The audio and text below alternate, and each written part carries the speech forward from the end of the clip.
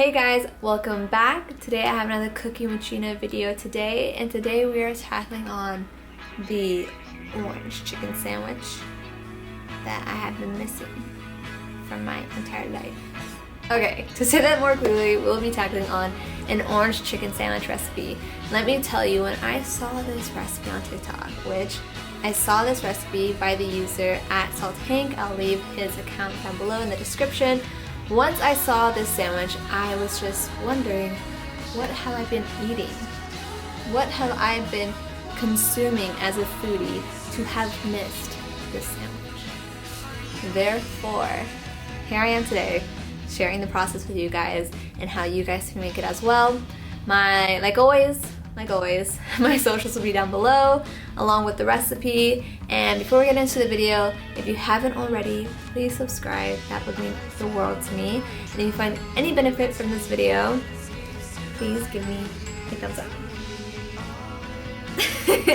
Now that my wink has convinced you to do so, let's get into cooking.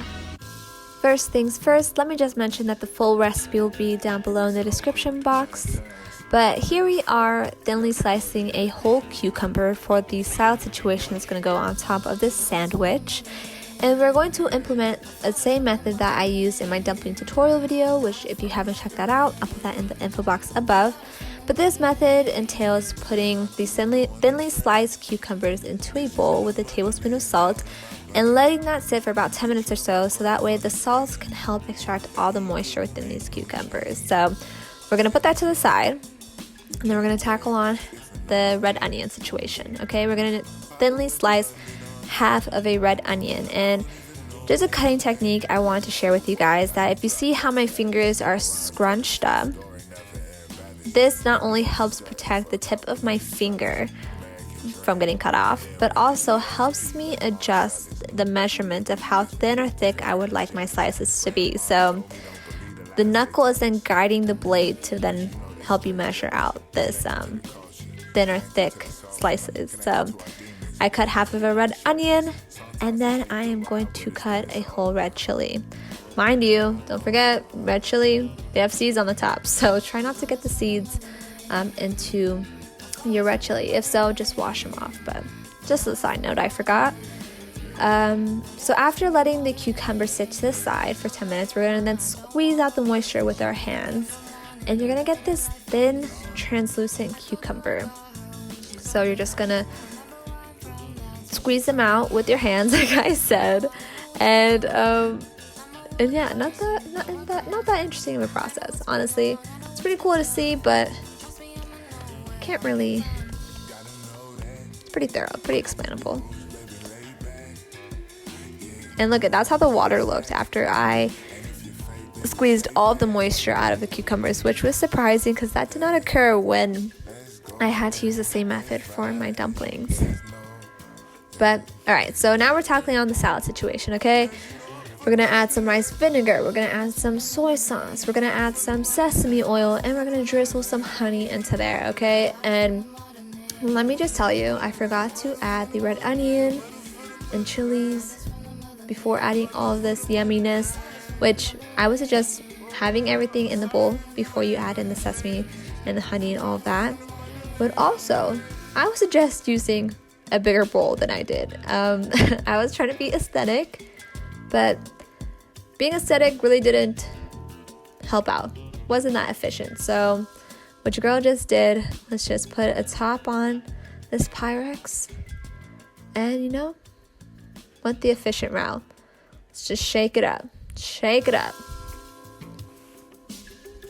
Either I'm going to put that to the side or in the fridge while we tackle on the sauce now. So as you can see, I put the heat on medium and I'm adding the sugar, the white vinegar, and the water needed for this sauce.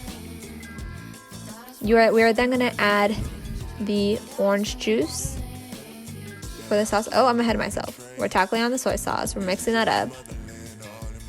And then we're going to add the orange juice and the orange peels. So that's a whole orange peel. And you're going to wait till that gets to a simmer.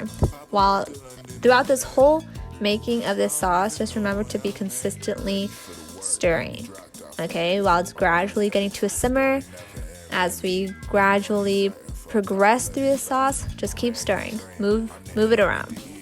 So now that it's at a simmer, this was my mistake. As we just saw, I lowered the heat, which at this point we are then making the thickener, which is a tablespoon of cornstarch and a tablespoon of water. My mistake was, in which I didn't know this before, I googled it, thank you Google, was that for the cornstarch to be activated and start to thicken, you need it at a high heat. So don't do what I did, leave it at a medium-high, so that way it can be activated. But as you can see here, I added my red chili, and then I'm gonna add my ginger, voila. I believe it's 2 tablespoons of ginger, and then I'm adding a ton of garlic. I think it's 2 tablespoons that the recipe called for, but I like my garlic, what can I say? And this is how it looked. Honestly, it looked so pretty. I loved all the colors, the reds, the beiges, I guess we can call it, or like the gold from the garlic and the orange from the orange peels. I thought it was really beautiful. But as we are waiting for the sauce to thicken up, again, stir it around, let it all just assemble and do its thing, which, look at that. I mean, it looks beautiful. And so it's starting to thicken up. I adjusted my heat and the cornstarch was then activated. So then I set that aside, and then I started tackling on the fried chicken. So what we're doing now is then I use chicken thighs for this. I put it into the egg wash, then our seasoned flour, and then egg wash again, and then flour, and then I just carefully tossed it. I didn't toss it. I carefully placed it within the oil. And so you're gonna let it cook up for about 7 to 10 minutes. I would flip it on each side very carefully, so that way it's all thoroughly getting cooked. And that's how you want a desired golden brown, okay? Which is what we got. As you can see, after about 7 minutes, this is how it was looking. And yeah. So after that, you're gonna take it out and start to assemble your sandwich. So my recommendation for you all is to use more of a denser bread than what I used. I used Bodillo bread, which personally was too soft for me, but here I am lathering the sauce on one side of my toasted Bodillo, and then I'm going to grab my fried chicken and then put it into the orange chicken sauce and lather it up. I then cut the fried chicken in half because it wouldn't properly fit onto my Bodillo bread. And then I'm adding our salad concoction to the top. And let me just tell you, everything paired so nicely, from the sweet and crispiness of the fried chicken to the fresh, and it was also sweet, but it was just so fresh and crunchy. Like the sauce situation and the fried chicken just really paired nicely with one another. And let's give the sandwich her moment. All right, look at that. It looks delicious. It was delicious. The whole kitchen smelled delicious, and I really, really hope you guys try out this recipe. Again, if you're a foodie, you're missing out if you haven't tried this. So I got some reactions from my family members when they first tried this sandwich. So I'm gonna share it with you guys in the next clips.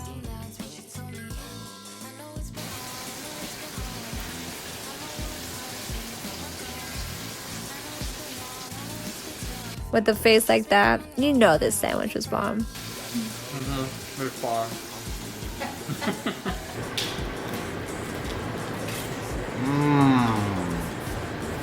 You nailed it. Yeah. Scrumptious. Yum. My little chef. And now that you have made it to the end of the video, let me just say thank you so much for watching, and I hope you feel somewhat inspired to try out this recipe for yourself. Now, if you are someone who doesn't cook often, or you're like, Gina, I just learned how to cook rice. How am I supposed to make this?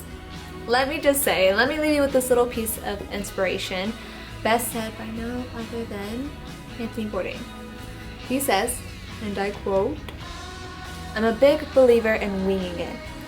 I'm a big believer that you're never going to find perfect city travel experience or the perfect meal without a constant willingness to experience a bad one.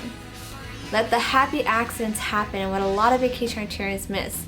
And I think I'm always trying to push people to allow those things to happen rather than stick to some rigid itinerary. So, with that, with what I'm trying to push onto you all, is let that bad experience, let that accident okay, got. Let that happy accident happen. Have that willingness to experience perhaps a bad recipe, a fail. You'll learn from that and then apply whatever you learned into the next one. Or that happy accident was a better outcome than you would have expected. So have that willingness. Have that open-mindedness of letting that happy accident occur. So I hope you feel somewhat inspired to try out this recipe. If you do try it out, please tag me at my Instagram down below, or I'll just tell you right now, it's at Angelina Nicole. It's at Angelina_Nicole. So if you try it out, please tag me. I'd love to see how yours turns out.